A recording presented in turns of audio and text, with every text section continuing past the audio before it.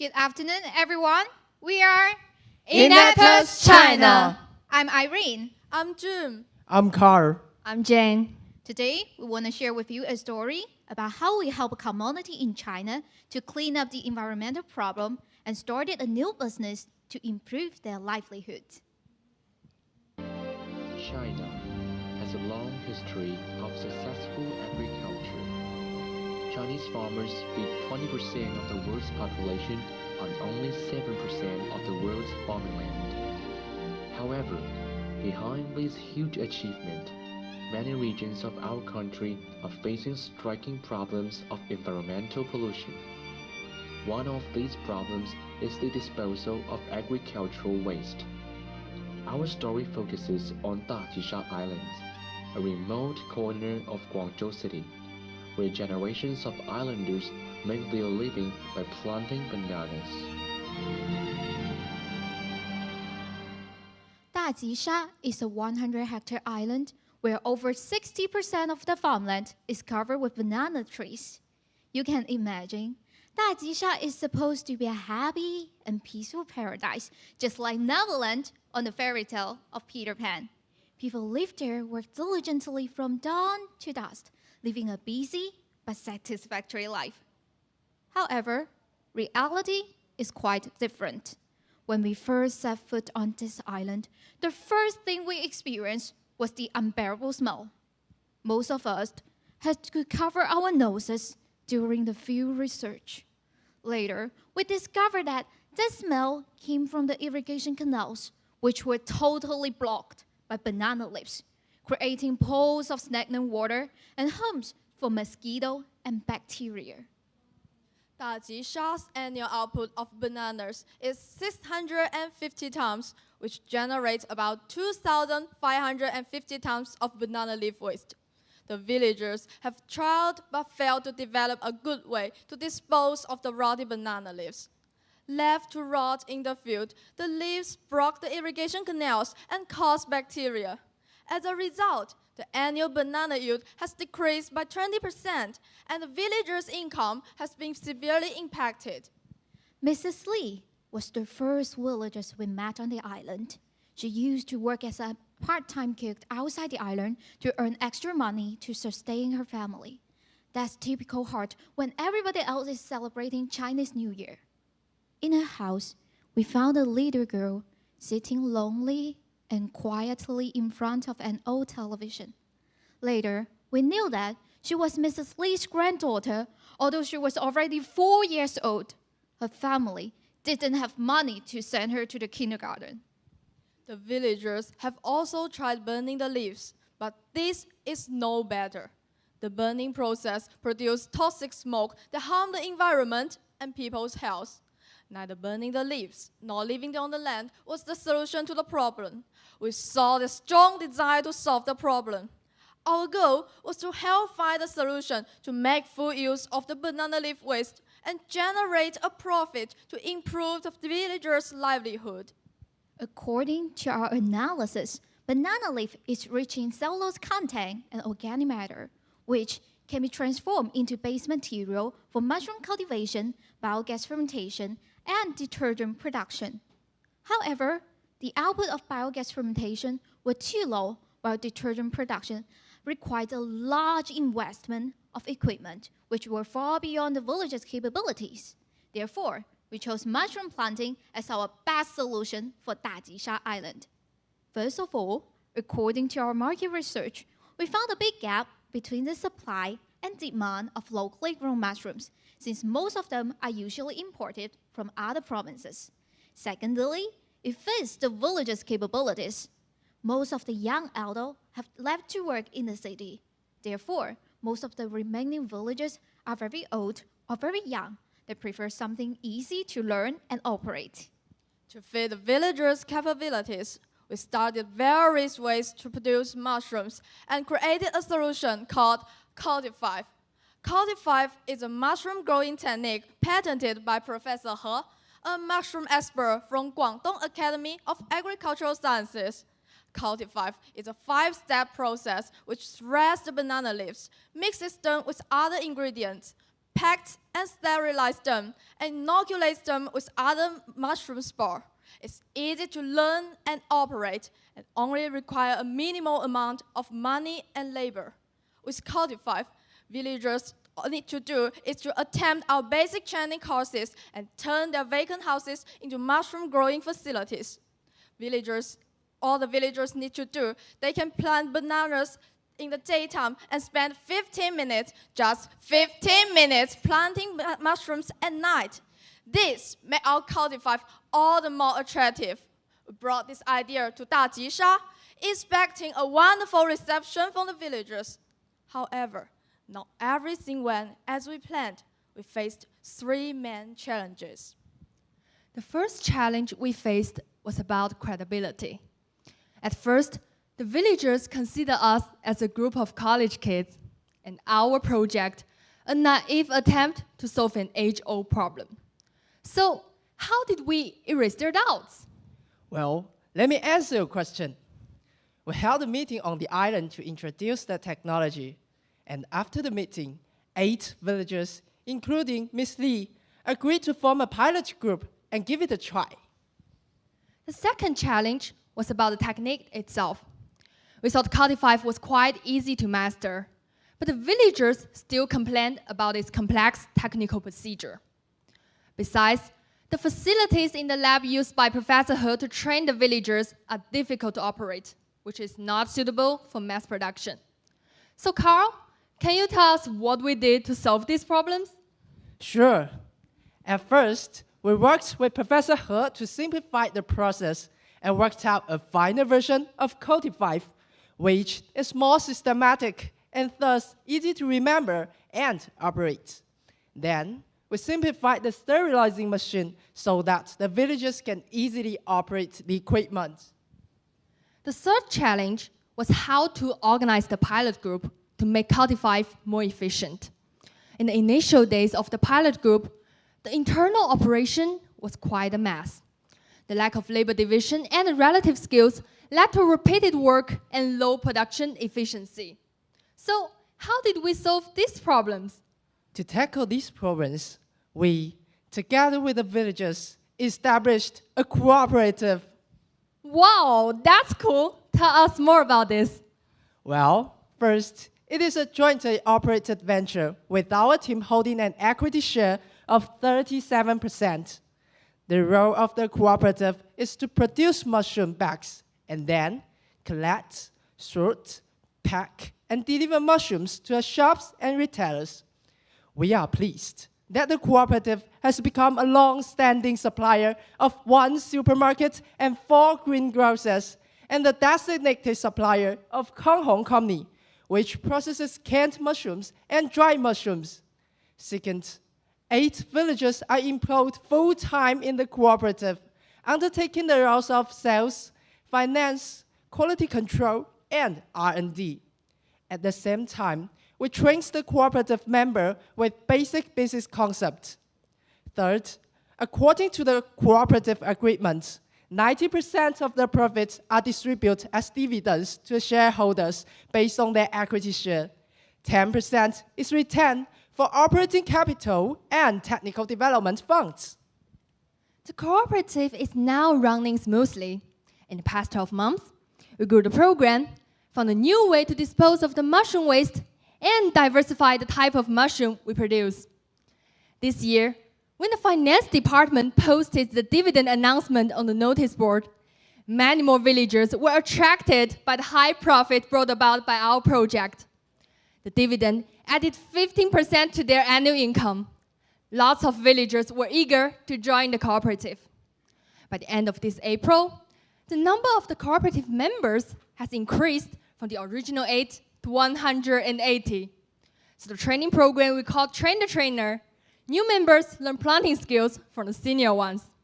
However, with the expanding scale of mushroom planting, the amount of mushroom waste rose constantly. Returning the waste back to the field directly led to soil acidification and a possible decrease in banana output. To address these problems, we entered into an agreement with Guangzhou Luying Soilless Culture Company and built up a win-win model. The cooperative collects and delivers the waste to the company regularly, and the company transforms it into base materials for soilless culture. Our new partner company bears the expense of transporting the waste of the island, further reducing our costs. For species diversification, we are constantly improving our cultivar technique. Today, we only grow a single mushroom species, but considering the changing market conditions, we did not think a single product was enough. So, our R&D department researched many varieties of mushrooms and successfully harvested the first crop of tea mushrooms and needle mushrooms in our medium of banana leaf waste. Looking forward, we have greater ambition. In order to further strengthen our project, we have two main actions on our agenda: sustainability and replication. As for the sustainability, firstly, since we don't have a brand, our products are sold at a low price and have a small market share. Therefore, we decided to build up Cooperative's own brand, Golden Field and Packaged Mushrooms, under this brand. After further research, we found that introducing green and organic food as our key selling point would improve our brand value and generate higher profit. Secondly, the cooperative will hire more full-time people and increase investments in facilities to produce more mushroom bags. Third of all, we plan to set up a mechanism to make the cooperative more independent.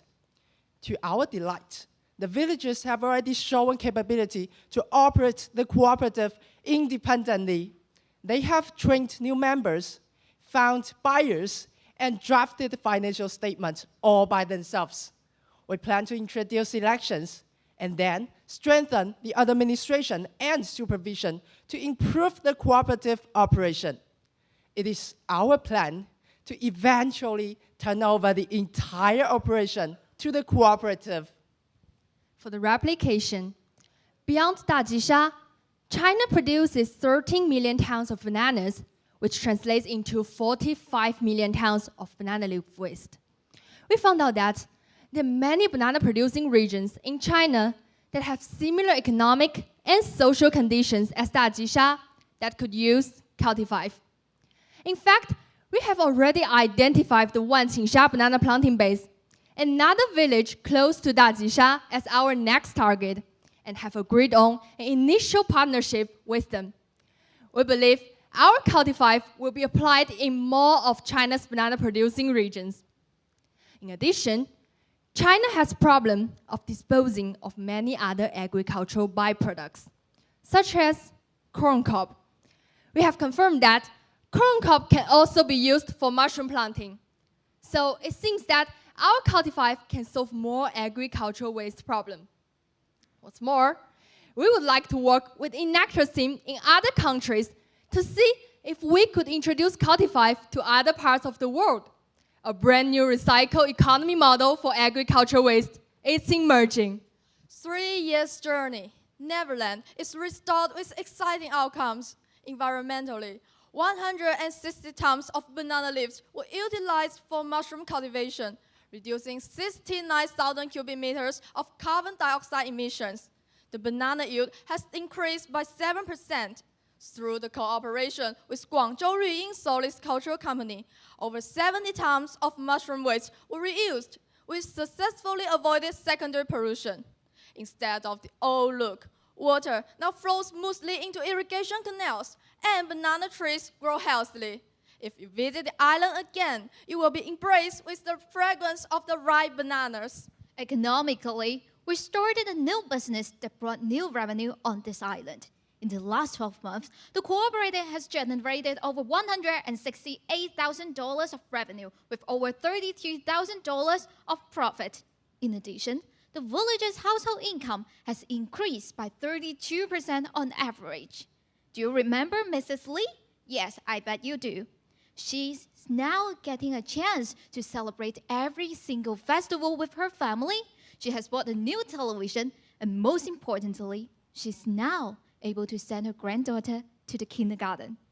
Socially, we created 8 new full-time jobs and 180 part-time jobs. This year, The number of the cooperative members has doubled. This project has equipped them with new skills and basic business knowledge. For example, the staff of the cooperative independently built a partnership with a new buyer, Qianjing Market. They have come to realize that turning waste into resources can indeed make a big change to their lives. In 2014, our project manager pitched the Neverland program on a well-known TV show and was well received. 你创业的初衷是什么？因为我们先找到了这样一个岛，我们在想尽一切办法去帮助他们，然后我们在发现了这样一个商机，觉得我们可以把创业跟公益两者完整的结合起来。那我改变主意了，选他了。Dajisha has become a role model for disposing of agricultural waste, and that is our Neverland. Believing in everyone's potential to better his or her life, our team is dedicated to helping those who help themselves. That is what we had planned to do, and actually what we did. We created a method to utilize agriculture byproducts in an environmentally friendly manner. We empowered over 180 people with planting skills and business knowledge. By Train the Trainer, we popularize Cultivate. We established a new business model and provided a new source of income for the villagers. We set up a number of steps to increase the sustainability of our project, potentially expanding it to other regions or even other crops. All of this have made us who we are, and we are Enactus Sun Yat-sen University, China.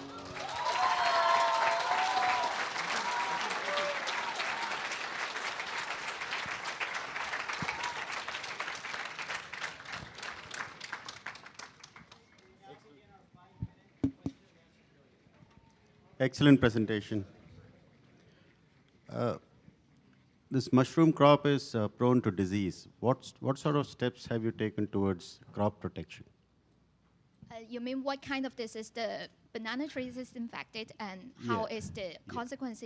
Actually, the disease is called the yellow spot disease, and there are 3 symptoms of this disease. The first one is the black spot will appear in the branch and the leaves of the banana trees, and the second one is the leaves will fall more frequently. That will infect the nutrition that the tree created itself. The third one is the yield of the bananas will decline in a very short time, and in conclusion, that will severely harm the villagers' income.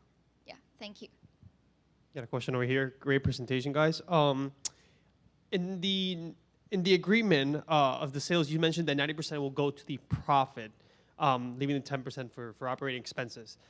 Do you guys can you share a plan that you're going to monitor their cash flow on a monthly basis to make sure if you guys make projections and they're staying part of the projections? Because I want to make sure that I understood that 1090 is the plan long term and it's going to be sustainable. So thank you for your question. Actually, 10% is enough to sustain the operation of the cooperative for 3 to 6 months. And this 2 number is based on the negotiation between us and the villagers, because the villagers themselves, they want more cash as fast as possible. Therefore, we negotiate with them for a long time and them settle down this kind of number. Yeah. Hi, thanks. You mentioned that this leaf rot led to about a 20% decrease in banana yield. Have you been able to quantify or estimate the impact of this project on potentially decreasing that number? Do you want me to clarify? Yes, the bananas yield has increased by this project by like 7%, and the blockade irrigation canals has already been cleaned up. Yes. So the 20% decrease in banana yield, that's improving because of this project. Is it a material improvement or? Because the decrease of the bananas is caused by the blocked irrigation canals, that will provide a hot bed for the bacteria. So if once we clean up the canals, so the banana yield will increase. Yes. Hi, good job on the expansion of the mushroom production. I'm wondering on if you give any guidance to the farmers on how to expand their sales and distribution of getting it in more retailers or anything like that.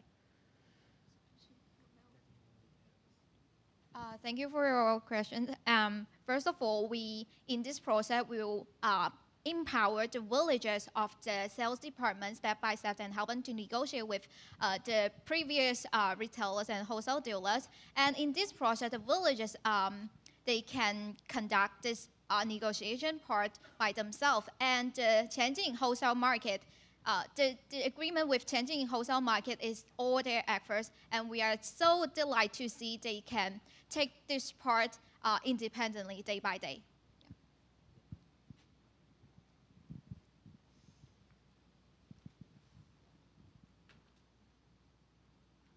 Thank you for the presentation. The patent was by a professor, which is not in your team. And did you pay something for the legal property? What is the income for the professor? So far, Professor He hasn't got any payment, but we has discussed this with him, and in the near future we will share part of our equity share to him, and then he can benefit from this project too. Yes.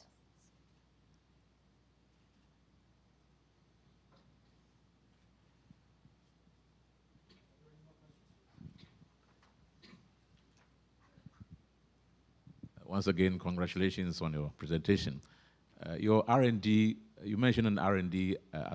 Was it coming from the group, or you resorted to someone else to provide the research and development aspect to move the mushroom production? Okay, thanks. Actually, the majority of the R&D department's duty is to first one is to solve the problem in the production process of the villagers, and if they have any. Oh. Okay, we can.